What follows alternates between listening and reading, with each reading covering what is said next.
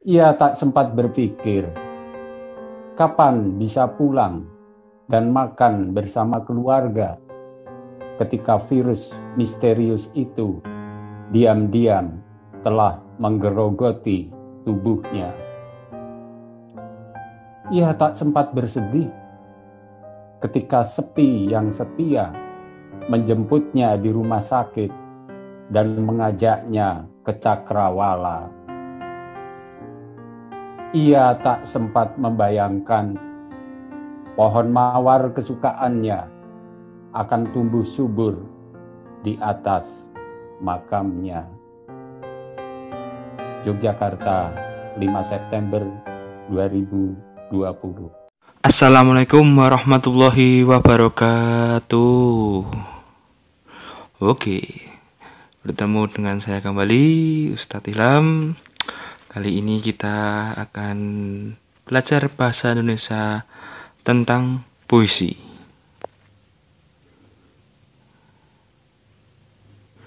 Ya, ini adalah contoh puisi Hujan Bulan Juni oleh Sapardi Djoko Damono. Bisa kalian screenshot buat pembelajaran nanti.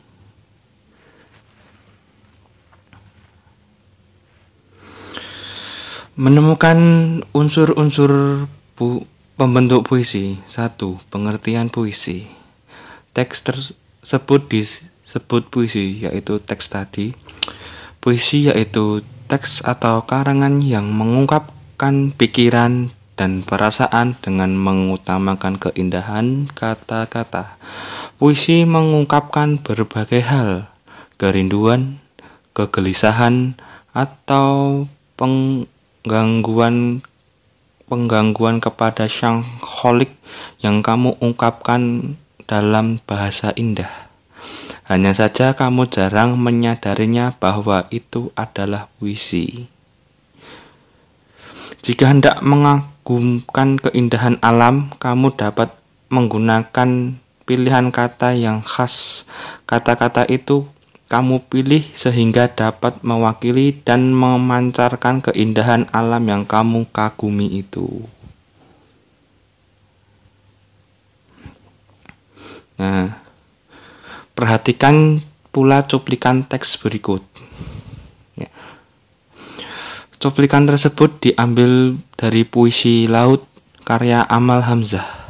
Jika dibaca, cuplikan puisi itu melukiskan keindahan laut dengan ombaknya yang memecah pantai. Keindahan seperti itu dapat pula kamu rasakan apabila kamu berdiri di tepi pantai. Kamu akan melihat ombak bergulung-gulung memecah tepi pantai, bukan? Pasir-pasir di tepi pantai itu laksana merindukan deburan ombak. Pasir-pasirnya tampak seperti berpegangan untuk kembali ke laut. Perhatikan contoh lainnya. Lari-lari itu diambil dari puisi yang berjudul Tuhan, karya Bahrun Rangkuti. Puisi tersebut merupakan ekspresi kerinduan dalam kegelisahan penyair untuk bertemu dengan sang kholik. Sang kholik itu artinya adalah Tuhan, bisa Allah, yaitu nama lain dari sang kholik. Kerinduan dan kegelisahannya yang dituangkan kata hanyut, kasih, meninggi, dan langit rohani. Kata-kata itu menunjukkan dalamnya cinta penyair kepada Tuhan. 2. Unsur-unsur puisi. A. Majas dan irama. Berbeda dengan teks eksposisi, berita, ataupun teks lain yang telah kamu pelajari, puisi merupakan teks yang mengutamakan majas dan mengutamakan irama. 1. Majas adalah bahasa kias yang dipergunakan untuk menciptakan kesan tertentu bagi penyimak atau pembacanya. Untuk menimbulkan kesan-kesan tersebut, bahasa yang dipergunakan berupa perbandingan, pertentangan, perulangan, dan perumpamaan. 2. Irama adalah alunan bunyi yang teratur dan berulang-ulang. Irama berfungsi untuk memberikan jiwa kepada kata-kata dalam sebuah puisi, yang pada akhirnya dapat membangkitkan emosi tertentu seperti sedih, kecewa, marah, rindu, dan bahagia. Perhatikan misalnya puisi Hujan Bulan Juni yang tadi kalian screenshot. Terdapat dua majas dominan dalam puisi itu. Majas personifikasi adalah majas membandingkan benda-benda tidak bernyawa seolah-olah memiliki sifat seperti manusia. Dalam puisi itu yang dibandingkan adalah hujan. Hujan memiliki sikap tabah, bijak, dan arif. Sifat-sifat itu biasanya dimiliki oleh manusia. Majas paralelisme adalah majas perulangan yang tersusun dalam baris yang berbeda. Kata yang memahami perulangan dalam puisi itu adalah tak ada yang lebih. Kata-kata itu berulang pada setiap baitnya. Ya, Mas Soleh nanti dicocokkan dengan puisi yang awal tadi, dicocokkan dengan materi ini. B. Irama puisi itu harus diekspresikan dengan lembut sebagai perwujudan dari rasa kagum dan simpati. Hal itu tampak kata-kata pujian yang ditunjukkan pada Hujan Bulan Juni yang bersikap tabah, bijak, dan arif. B. Penggunaan kata-kata konotasi. Kata konotasi adalah kata yang bermakna tidak sebenarnya. Kata itu telah mengalami penambahan-penambahan, baik itu berdasarkan pengalaman, kesan, maupun imajinasi dan perasaan penyair. Perhatikan kembali puisi Hujan Bulan Juni. Kata-kata yang bermakna konotasi dalam puisi tersebut sebagai berikut. Kata hujan bisa bermakna air yang turun dari langit atau makna konotasi, dan makna denotasinya perbuatan baik.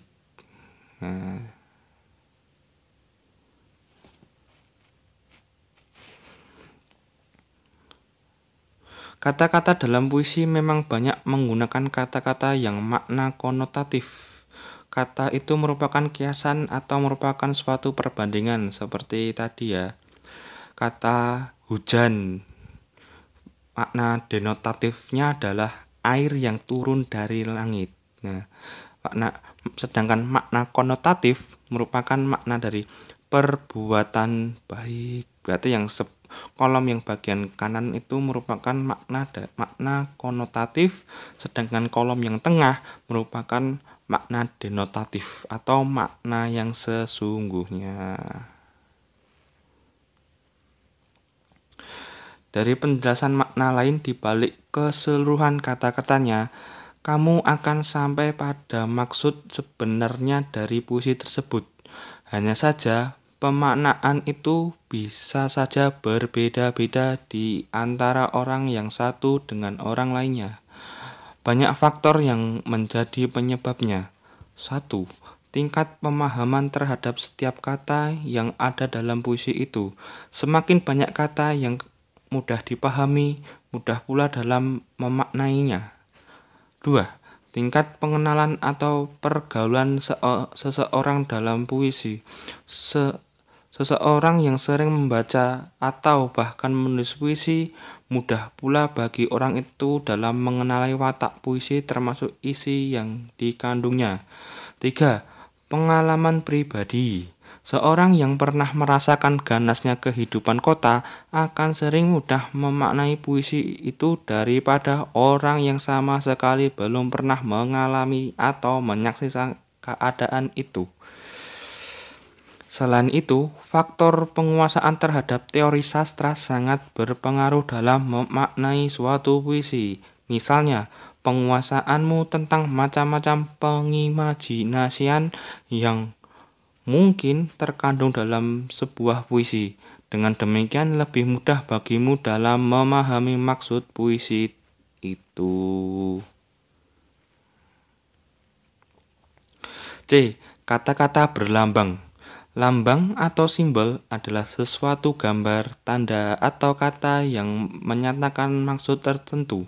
Misalnya, rantai dan padi kapas dalam gambar Garuda Pancasila.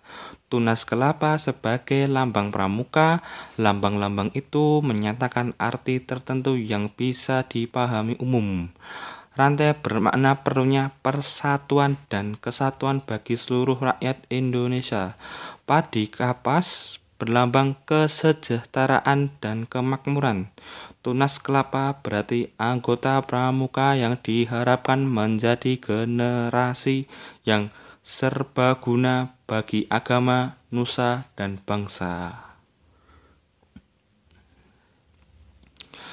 Lambang-lambang seperti itu pula sering digunakan penyair dalam puisinya. Hal itu seperti yang tampak dalam puisi Hujan Bulan Juni atau puisi yang telah kalian screenshot. Lambang-lambang yang dimaksud antara lain dinyatakan dengan hujan dan bunga. Hujan merupakan perlambangan bagi kebaikan ataupun kesuburan. Sementara itu, bunga bermakna keindahan. Nah, ini adalah diagramnya majas dan irama. Bahasa kiasan kotak informasi. Majas dan irama bermakna kiasan yang menimbulkan kesan, bunyi yang teratur berulang. Konotasi bermakna tidak sebenarnya. Lambang, gambar, kata, tanda yang menyatakan maksud tertentu. Pengimajinasian, kata-kata yang menimbulkan khayalan imajinasi. D. Pengimajinasian dalam puisi. Pengimajinasian adalah kata atau susunan kata yang dapat menimbulkan khayalan atau imajinasi. Dengan adanya imajinasi tersebut, pembaca seolah-olah merasa mendengar atau melihat sesuatu yang diungkapkan penyair. Dengan kata-kata yang digunakan penyair, pembaca seolah-olah mendengar suara atau imajinasi auditif, melihat benda-benda imajinasi atau imajinasi visual, atau meraba dan menyentuh benda-benda atau imajinasi taktil.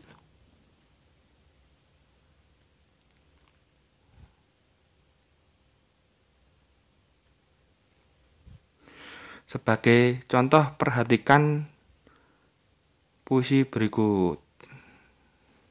Bisa di screenshot lagi ya. Sebagai salah satu bentuk puisi klasik, mantra pun menggunakan pengimajian. Hal tersebut tampak pada kata-kata berikut. Gelap gempita, jarum besi menderam, jarum tembaga mendering, bibir terkatup, bunyi halilintar, bibir terkunci, bergerak bumi, bergeraklah hati hendak marah. Dari kata-kata yang digunakan tampaklah bahwa mantra itu menggunakan imajinasi auditif dan imajinasi visual. Dengan kata-kata itu kita bisa membayangkan benda-benda yang digambarkan. Berarti gelap gempita berarti ya malam hari, jarum besi berarti ya jarum yang terbuat dari besi gitu. Nah, contoh puisi lain bisa kalian screenshot juga.